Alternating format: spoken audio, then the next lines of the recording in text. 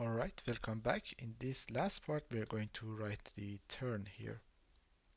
So something like this, when I click, the turn will change. Okay, so first let me render it here. So I would say P is turn, and let's say for now 2.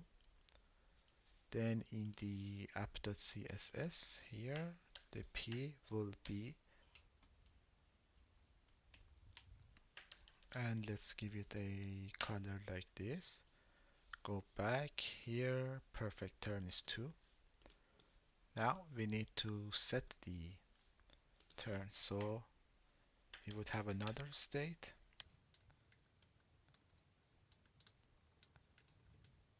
This is 0 in the beginning.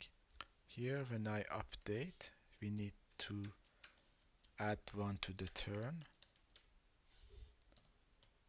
and in the init game we need to reset the turn, so set turn to be back to 0, and we need to render it of course here. So this should be turn. So turn is 0 when I click, turn 2, and so on, 7, and when I click the new game it will return to 0. So yeah, that was about it for this whole series. Thank you for watching, and I hope you have enjoyed the video, and see you in the next series or next video.